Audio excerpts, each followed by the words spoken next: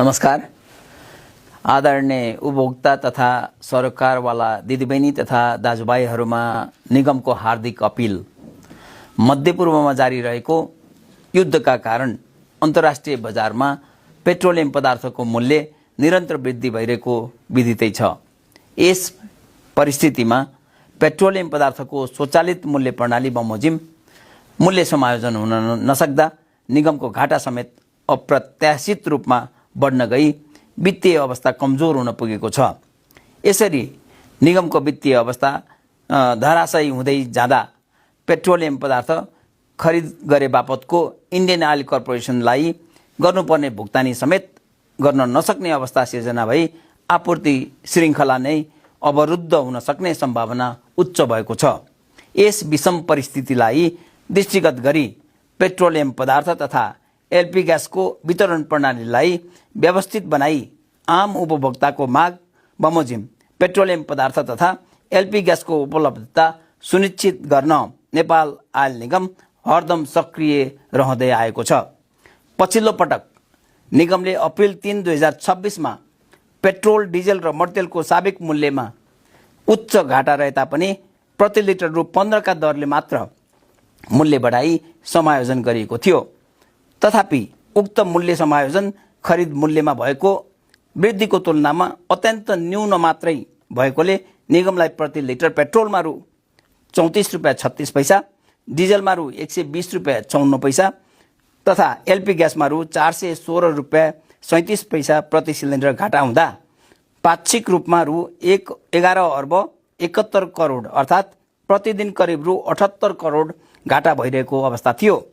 पछिल्लो समय नागरिकलाई राहत दिन नेपाल सरकार मन्त्री परिषदको मिति 2082 12 24 गतेको निर्णय अनुसार पेट्रोल, डिजेल र मर्तेलमा लगाइँदै आएको भन्सार महसुल तथा पूर्वाधार विकास करमा 50% छुट दिँदा घाटा घट्न गई निगमलाई पाक्षिक रूपमा करिब रु 10 अर्ब 22 करोड अर्थात् प्रतिदिन रु 68 करोड घाटा भइरहेको थियो। तत्पश्चात पनि अन्तर्राष्ट्रिय बजारमा पेट्रोलियम पदार्थको मूल्य निरन्तर रूपमा वृद्धि भइरहेको अवस्था छ। पछिल्लो समय अर्थात् 30 मार्चदेखि 8 अप्रिल 2026 सम्मको स्पोट प्राइसमा भएको मूल्य वृद्धिलाई औसत गर्दा निगमलाई पाक्षिक रूपमा करिब रु 14 अर्ब अर्थात् दैनिक रूपमा रु 93 करोड घाटा हुने देखिन्छ। तसर्थ एलपी ग्यास लगायत सम्पूर्ण पेट्रोलियम पदार्थमा मूल्य समायोजन गर्नुको विकल्प निगमसँग नभएको बेहोरा आदरणीय उपभोक्ता महानुभावहरूलाई हार्दिक अनुरोध गर्न चाहन्छु।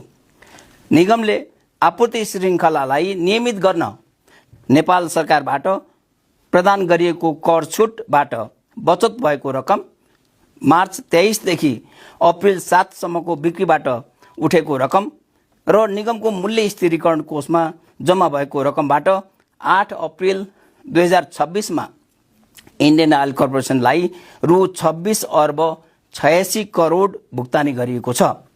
अबको किस्ता 23 अप्रिल 2026 मा भुक्तानी गर्न करिब रु 16 अर्ब 37 करोड रकम व्यवस्थापन गर्नुपर्ने हुँदा 2082 चैत्र 26 गते पुनः मूल्य समायोजन गर्नुपर्ने बाध्यात्मक अवस्था सिर्जना भएको हो। जस अनुसार पेट्रोलमा प्रति लिटर रु 17 रुपैयाँ, डिजेल मर्तेलमा प्रति लिटर रु 25 रुपैयाँ तथा एलपी ग्यासमा प्रति सिलिन्डर रु 100 र हवाई इन्धन आन्तरिकतर्फ रु 6 रुपैयाँले वृद्धि गरिएको छ। यसरी पेट्रोलियम पदार्थको खुद्रा बिक्री मूल्य समायोजन गर्दा पनि निगमलाई अझै पाक्षिक रूपमा करिब 7 अर्ब 81 करोड घाटा हुने देखिन्छ। विश्वमा सिर्जित असहज परिस्थितिमा पेट्रोलियम पदार्थको बचत गर्नु हामी सबै जिम्मेवार नागरिकको कर्तव्य हुनेछ। हाम्रा छिमेकी मुलुकहरू बङ्गलादेश, पाकिस्तान, श्रीलङ्का तथा अन्य एसियाली मुलुकहरूले समेत इन्धन सङ्कटको विषम परिस्थितिलाई सामना गर्न चर्को मूल्य समायोजन तथा पेट्रोलियम पदार्थको खपत कम गर्न विभिन्न विकल्पहरू जस्तै इन्धनमा कोटा प्रणाली, सवारी साधनलाई जोर बिजोर सञ्चालन, कार्यालय समय 4 दिनमा सीमित, स्कुल कलेजमा अनलाइन कक्षा सञ्चालन आदि जस्ता कठोर विकल्पहरू लागू गर्दै आएको अवस्था छ। नेपाल सरकारको स्पष्ट मार्गदर्शन, सरकारवालाहरूको सहयोग र निगमको प्रभावकारी व्यवस्थापनले गर्दा नेपालको स्थिति सन्तोषजनक अवस्थामा छ। तसर्थ इन्धन सङ्कटको विषम परिस्थितिलाई सामना गर्न सम्पूर्ण उपभोक्ता एवं सरकारवालाहरूसँग निगमले निरन्तर सहयोगको अपेक्षा गर्दछ। नेपालमा आफ्नै पेट्रोल, डिजल, मर्तेल, हवाई इन्धन तथा एलपी ग्यासको उत्पादन तथा प्रशोधन गर्ने सुविधा उपलब्ध नरहेको परिप्रेक्ष्यमा यहाँहरूलाई अवगतै छ। पेट्रोलियम पदार्थका लागि नेपालले अन्य मुलुकहरूमा निर्भर रहनुपर्ने बाध्यता छ। अहिलेको विषम परिस्थितिमा वित्तीय व्यवस्थापन गरी इन्धनको आयातलाई नियमित गर्न इन्धन खपत घटाउनु एक मात्र उपयुक्त विकल्प हुनेछ। उक्त विकल्पका लागि हालको अवस्थामा एकजना बाइक चालकले प्रतिदिन 1 लिटर मात्र पेट्रोल बचत गर्न सकेमा राज्यको करिब रु 22 करोड प्रतिदिन बचत हुन जान्छ। त्यस्तै गरी पेट्रोल डिजेल प्रयोग गर्ने एक गाडीले प्रतिदिन 1 लिटर बचत गरेमा करिब रु 4 करोड बचत हुने हुँदा प्रतिदिन कुल बचत रु 26 करोड हुन जान्छ र मूल्य समायोजनको अवधि 15 दिनमा कुल करिब रु 390 करोड बचत गर्न सकिने हुँदा निगम सम्पूर्ण उपभोक्ता महानुभावहरूसँग इन्धन बचतको लागि हार्दिक अपिल गर्दछ। अन्तर्राष्ट्रिय बजारमा भएको आकस्मिक मूल्य वृद्धिका कारण उत्पन्न भएको असहजता र कठिनाइप्रति नेपाल आयल निगम सम्पूर्ण उपभोक्ता एवं सरकारवालाहरूसँग निरन्तर सहयोगको लागि अपिल गर्दै पेट्रोलियम पदार्थको प्रयोगमा मितव्ययिता अपनाइदिनु हुन समेत हार्दिक अनुरोध गर्दछ। धन्यवाद, नमस्कार।